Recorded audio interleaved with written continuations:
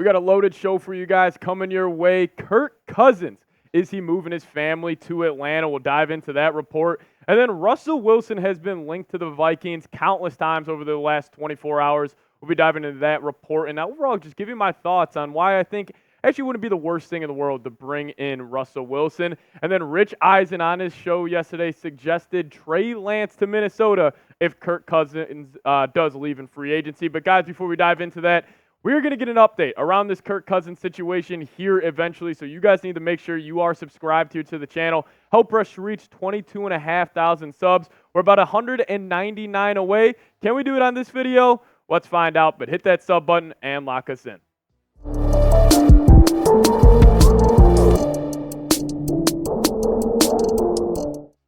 So good old Mike Florio dropped this report yesterday that Kirk Cousins is seriously considering moving his family to Atlanta. And we've heard the rumors that Atlanta really wants to bring in Kirk. You know, ESPN dropped an article that actually said they prefer Kirk Cousins over Justin Fields. So I fully expect Atlanta to be bringing out the Brinks truck, and maybe Kirk Cousins has some interest there. But this is actually the direct quote from Florio. He said, "We can't get into any of the specifics for now, but we're getting very credible indications that Cousins is seriously considering moving his family to Atlanta, which would mean, obviously, that he'd be signing with the Falcons." And, guys, this is incredibly juicy. And then also, the bookmakers out west, they put Kirk Cousins' next team odds, as it stands right now, at -200. The Atlanta Falcons are the overwhelming favorites to land Kirk, and I think it makes a lot of sense from an Atlanta side of things. I mean, Kirk Cousins this past season, he was fantastic for Minnesota. I mean, the numbers he put up before he obviously went down with that torn Achilles, he was having the best year of his career. I mean, 18 touchdowns to 5 picks, and the thing I like about the fit with Kirk to Atlanta is Atlanta's got a ton of weapons. I mean, Bijan Robinson, Kyle Pitts, Drake London. I think they would prefer a quarterback that can get the ball out on time and on target in comparison to a guy like Justin Fields. And Kirk's playing the best ball of his career right now. He's kind of aging like fine wine here in the league, and he's just gotten better every single year. And the last 8 games he played last season, I think was his best stretch of football he has played. And also this tidbit I do want to get to. Kirk Cousins' wife, their family is from Atlanta, and Kirk has lived there in the offseason countless times.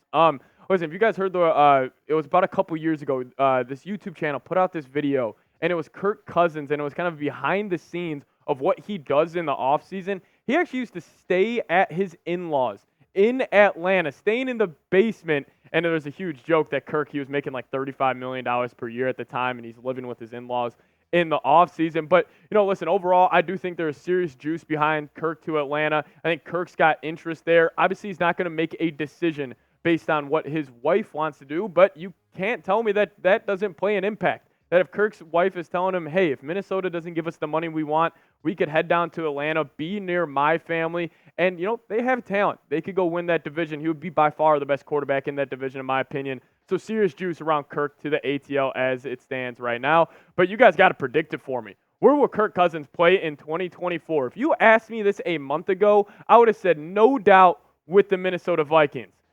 Now I think I might be typing the Atlanta Falcons down in the comment section. But you guys let me know. Where will Kirk Cousins play in 2024?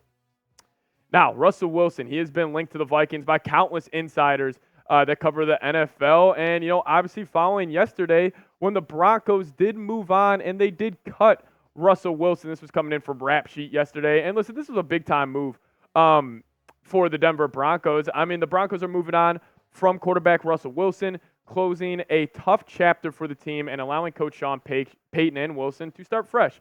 Wilson is available for a team needing a starter. Denver avoids an extra $37 fully guaranteed. Now, obviously, he is going to have that $85 million dead cap hit for Denver. And it gets to this question, is it worth it for Minnesota? The Vikings could sign Russell Wilson for the league minimum at $1.21 million. And if you're telling me you can't bring back Kirk for $30 million, you can maybe bring in Russell Wilson for 1.21.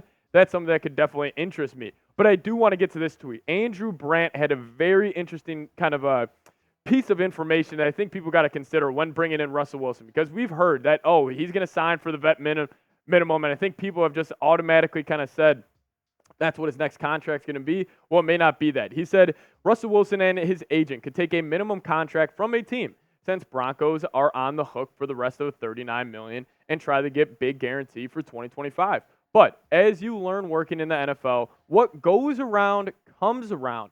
Not sure a team would want to do the Broncos like that. Meaning if, let's just say the Vikings, they could sign Russell Wilson for a 1-year, $20 million deal, still a very team-friendly deal, that would reduce the amount of money that Denver would have to pay. But if you pay him $1.21 million, that all goes to Denver, to Denver's cap hit. So, obviously some kind of gamesmanship there. But Russell Wilson over the past 2 seasons for the Denver Broncos, obviously 2022 with Nathaniel Hackett, it was his worst season in the NFL. I mean, only going for 3,500 yards, 16 touchdowns, 11 interceptions.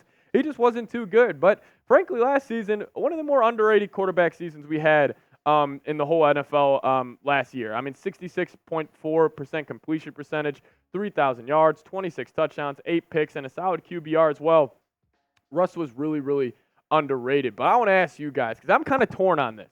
Would you sign Russell Wilson? You don't bring back Kirk. Are you cool with Russell Wilson being the quarterback next season? Give me a Y for yes or an N for no.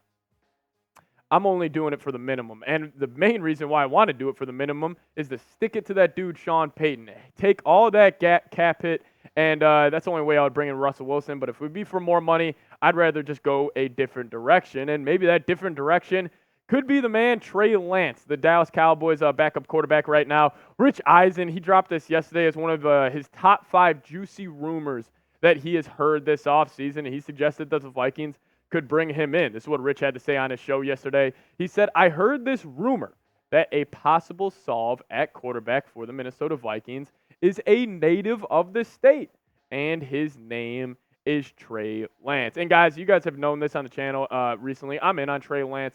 It's kind of like one of those things where it's like, oh, you see smart people doing it, oh, well, I'm in as well. Just the fact that John Lynch and Kyle Shanahan were so big on this guy coming out of college, and I don't think there's a big enough sample size as of right now to just call him a bust and say he won't work out in the NFL. So I'd want to take a chance on him. Maybe you could throw the Dallas Cowboys just a 4th-round pick, and then Trey Lance is your starter next season for week 1. Try to figure it out. If he ends up booming and becoming a franchise guy, it would be one of the biggest steals in NFL history. But if he doesn't work out, who cares? You can move on to the next one. But I love the boom or bust potential with Trey Lance. And there is something that Kyle Shanahan and John Lynch saw in the kid that definitely intrigues me. But my dream scenario as it stands right now for the Vikings offseason, if it's not bringing back Kirk Cousins for a 1 to 2 year deal, which is what I want, I would want them to bring back Kirk on a 1 to 2 year deal and then draft a quarterback.